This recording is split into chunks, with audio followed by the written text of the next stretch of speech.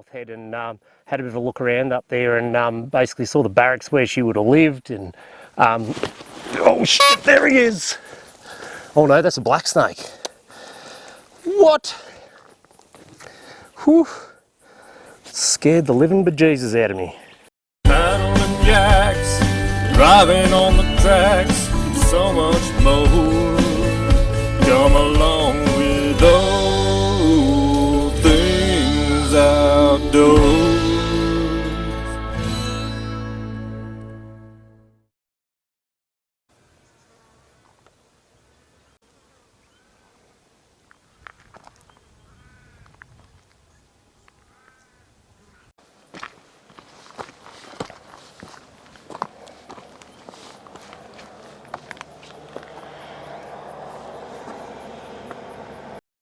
I've been in two minds about whether to film this video for quite some time now, but I think for two reasons it's probably high time I did now. Firstly, because I think it's going to be a cathartic experience for me and a bit of closure for the last 12 months, and also to explain a bit about why I enjoy the lifestyle that I enjoy and why I enjoy the things that I enjoy that fuels the content for this channel. So it's almost 12 months ago to the day that my father passed away. He passed away on the 6th of January 2024 after a bit of a prolonged illness. And I think I've mentioned it before on the channel that my dad was a bit of an influence on the outdoor lifestyle that I enjoy, the camping, the fishing, the full driving, all of that sort of experience that he relayed to me that I enjoy now. And I think it's a good point for me to explain what my dad meant to me and how he influenced my entire life, not just camping. So I'm actually standing at the intersection of the Great Alpine Road and the Dargo High Plains Road, and this is a pretty significant spot because it's somewhere that we always used to stop on our way up to the Dargo High Plains when I was a kid. Even when I was an adult, I can't help but stop this place because it always signified the start of the trip coming up to the high country for us. The spot here is significant because this used to be the location of the Mount St Bernard hospice. So there was a bit of a hotel here where travellers going through the mountains could stop and, you know, get a room or have a drink or whatever it is on their way to the goldfields or just passing over the mountain range. And there's one significant part of this spot that we always used to like to look in. So over here actually looks like a cave, but this is a hand dug cellar that they used for the hospice back in the days where they could store all their perishable goods and keep them a bit cooler. Yeah, we always used to love stopping here and coming in to have a look when we were kids and just imagining what life would have been like back in the 1800s.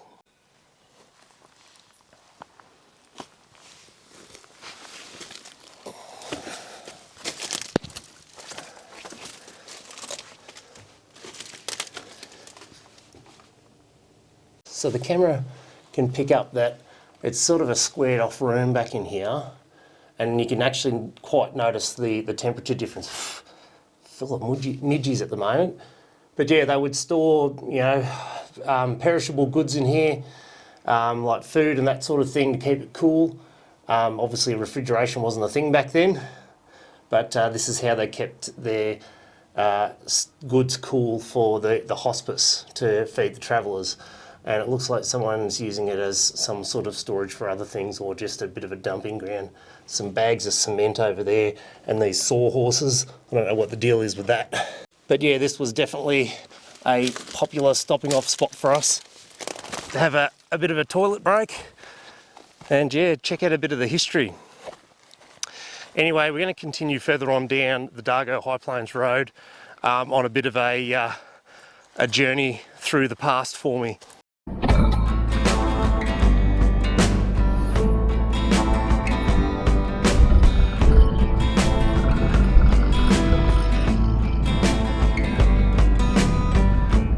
Let's just put it into 4 high, shall we? Don't really need it, just helps with a bit of extra traction on the dirt roads up here. I dare say they'd be quite rutted out now after all the four-wheel drive traffic over the last couple of months. Anyway, I've just entered the Dargo High Plains Road heading south towards Dargo. The reason why my family used to come up here all the time was that my family is intertwined with the Treasure family that used to, well, they still do, run some free and leasehold land up here to run their cattle. And they do so in the summer months because in the winter obviously there's a couple of feet of snow on the ground up here. But it's a really good sort of summer grazing country for the cattle, where the lowlands get sort of dry and the feed, the grass tends to run out during the drier months. So my grandfather, David Tilson, was very good mates with Sydney Jack Treasure. So Jack was the patriarch of the Treasure family who ran the free and leasehold land up here, and the family still does today. They were very, very good mates, and henceforth my dad also became intertwined there. We used to come up in school holidays and we'd do fencing work for Jack, and just come up here and spend lots of time up here roaming the high plains. We'd even come up in winter time sometimes and stay in the winter, and we'd get the skidoo out and we'd ride the skidoo up and down the road because there was very little traffic and we could drive around. And we just had a great time just being up here, being off-grid, being unplugged, which is the same feeling that I enjoy these days about, that's the reason why I go camping, is to go get unplugged, to get out and enjoy the Australian bush. Tell you what, I've picked an absolute cracker of the day to come up here. It is currently 15 degrees at the top. We're at about 4,500 feet of elevation where we're at currently, just below Mount Hotham. But yeah, there's definitely a lot of traffic, a lot of other people up here enjoying the high country as well, and the road is telling me that that's the case as well. But I've got a few other things that I want to stop and see along the way until we get to our final destination for the day. For all the full drive buffs, here's the start of the Blue Rag Range track.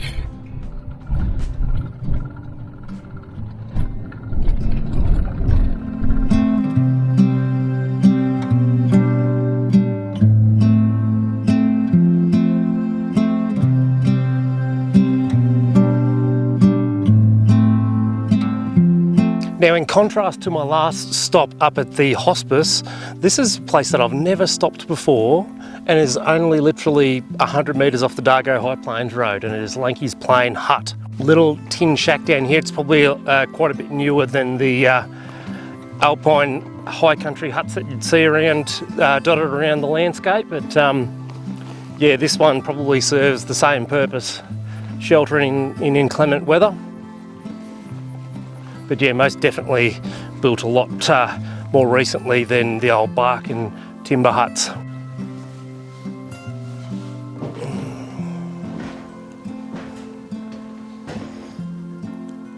And of course dotted with the graffiti that you see in most of them as well, which is obviously always a pity.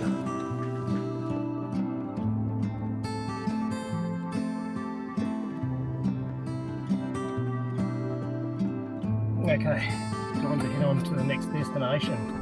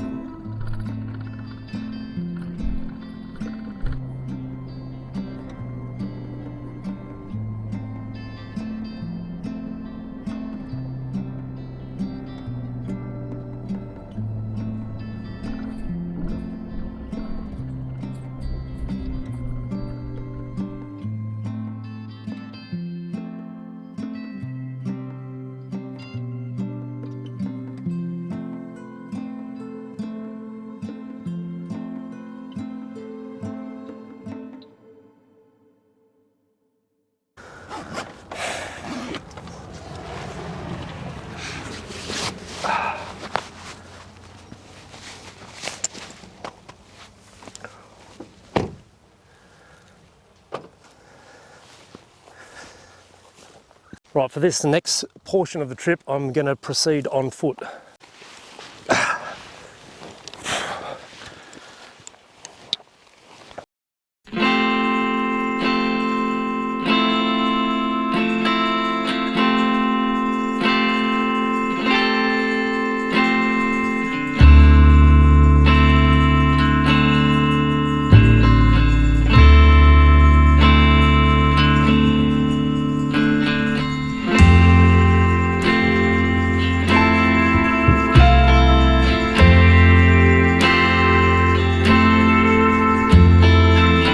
Well, this is where the real fun begins, walking through the snow grass across to where I'm going, and it is very thick right now, hence why I've got my hiking boots on to protect my ankles from rolling, but I dare say I'm going to have some sore quads and hammies when I get home because it's tough going through the stuff.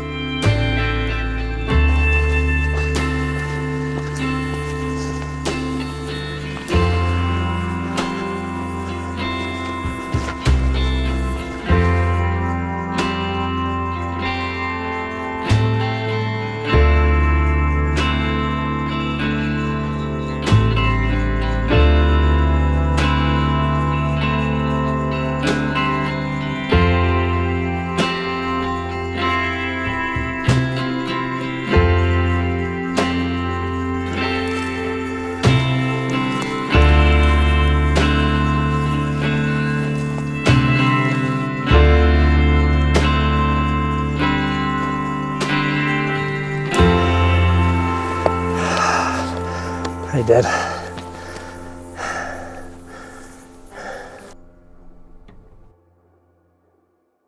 And this is the reason I've come here today, to come to our family burial plot, I guess you could call it. There's no actual remains buried here.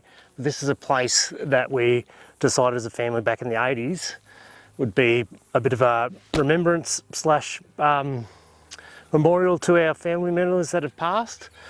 And we laid my dad's plaque here earlier this year after he passed away.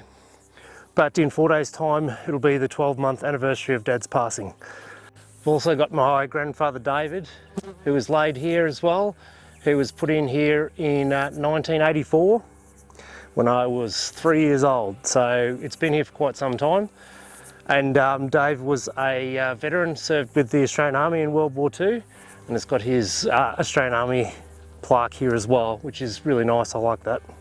And not only that, we've got my grandmother Dulcie here as well, who we put in back in 2010. So it's grown over the years, the old family burial plot, but it's a lovely way to come and remember them. Unfortunately though, it's only accessible about 5 or 6 months of the year, because this would have normally a couple of feet of snow over it during the winter. So this is the first time I've been back up here since we put Dad in earlier this year. The reason why I absolutely love this spot is it's so remote, it's inaccessible to the public, and it's a nice quiet place where we can come and remember our family. Plus remember all the good times that we had up here on the high plains and the place that we love so much. And for them to be here till the end of time will be a real testament to our family, but more importantly the Treasure family, for taking us in and treating us as one of their own. One thing I forgot to check on the way up here was to look for the big copperhead snake that lived under the rocks here for years. So haven't seen him for a little while, but whenever we used to come up here, we always used to have to look out for this copperhead snake that was living amongst the rocks. So I always like to think of that as the family's sort of guardian angel, if you will, because it never bothered us, but I feel like it was the protector of the gravesite here, I guess. So we always loved that fact about it, and we always let him be. And we're currently at about 4,900 feet above sea level here, so I've always been curious as to whether this might be one of the highest grave or memorial sites in the country. So I'd love to do a bit of scouting around and see if there's any other burial sites around this elevation or higher. It'd be interesting to know that. I'd also like to mention that my grandmother Dulcie too served in the women's auxiliary in the army during World War II, and she used to operate searchlights at North Head in Sydney Harbour, looking for enemy planes and submarines and that sort of thing. So she did very important work during the war. And actually, earlier this year we went on a trip up to Manly and went up to North Head and had a bit of a look around up there, and basically saw the barracks where she would have lived. And, oh shit, there he is! Oh no, that's a black snake. What? Ooh. Scared the living bejesus out of me. Just as I was talking about the snake, I think that was a black snake though. Bloody hell. Slithered right past my bum.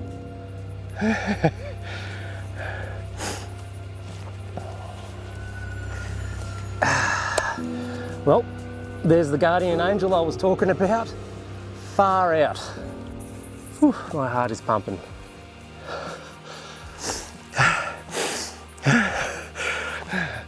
I think that might be my cue to exit.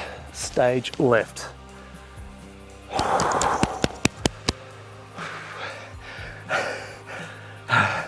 Thanks, Dad. I know you're looking down on me, mate.